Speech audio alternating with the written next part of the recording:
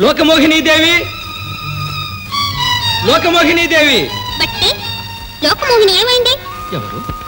విక్రమార్కుడను వీరసేనుడు నా దేహం అపహరించాడు. లోకమోహిని దేవిని విడిపించి తీసుకొస్తుండగా ఈ అరణ్య మార్గంలో ఇద్దరం విడిపోయాం. మీ దేహాన్ని వీరసేనుడు తన రహస్య స్థావరానికి చేర్చి ఉంటాడు. అది సువర్ణ నగరానికి నైరుతి దిక్కున ఉన్నది. భేతాళ శక్తితో మీ దేహాన్ని మీరు పొందండి. త్వరగా లోకమోహిని వెతికి ఉజ్జయినికి తీసుకురా. అలాగే అన్నగారు.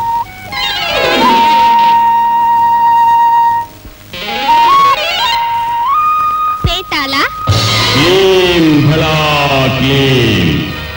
లోనికి మార్గం చేయి.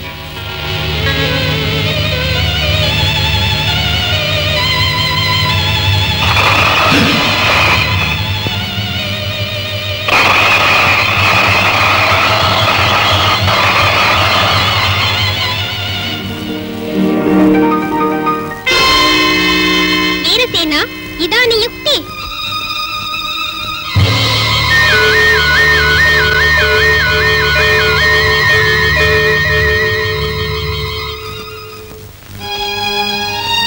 జనని, ఈ దేహము నాకు ప్రసాదించి సువర్ణనగర ప్రవేశమునకు అనుమతిస్తున్నావా?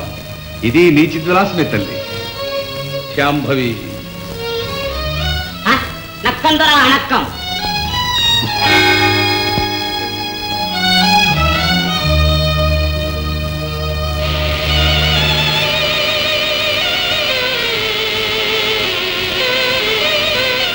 వేతాళ, సువర్ణ నగరములోని వీరసేన మందిరమునకు నన్ను చేర్చు.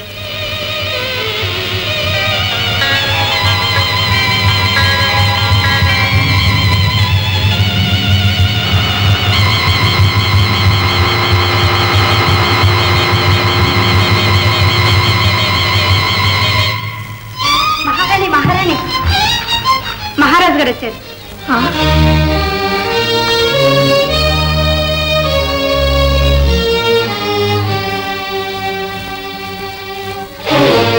ప్రభు వచ్చారా? మీ చల్లని చూపే నా తరువైపోయిందా? చిరంజీవి సుధాకరుడు మిమ్మల్నే కలవరిస్తున్నాడు. అది సహజమేగా, తండ్రి కొడుకుల అనుబంధం అలాంటిది. మరి దేనికి ఈ నిరాదరణ ప్రభు? వ్యక్తులు మారినప్పుడు ఆదరణలోనూ వ్యత్యాసం ఉంటుంది. మీ మాటలు క్రొత్తగా ఉన్నవి. కారణం లేకపోలేదు.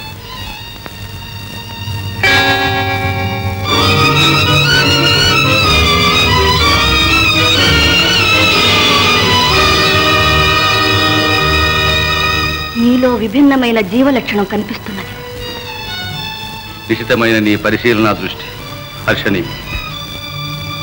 వారి మాట తీరు కాదు, ఆ ముఖకాంతి కాదు, భర్త బాహ్య రూపం కన్నా అతని జీవ సంస్కార లక్షణం భార్య హృదయంలో రూపు కట్టుకుపోయి ఉంటుంది.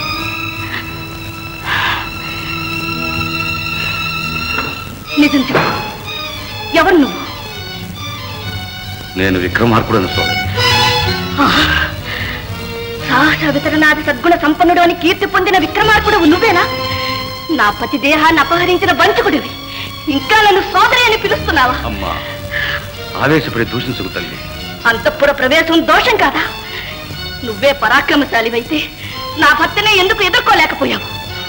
ఎదిరించవలసిన తరుణం ఎంతో దూరాన్ని లేదు. కానీ ఈ పరిస్థితిని కల్పించింది నేను కాదమ్మా, నీ భర్త. ఇప్పుడు నేను ఉజ్జయిని చేరితే ధర్మస్వరూపులైన నా ప్రజలు నన్ను పసిగట్టకమాను.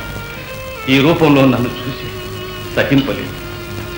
ప్రజాభిమతంగా నేను ఈ దేహాన్ని విసర్జించితే క్రోధావేశపరులైన నా అనుచరులు దీనిని ఖండ తుండమల చేసి కాకులకు గద్దలకు వేయకమాను.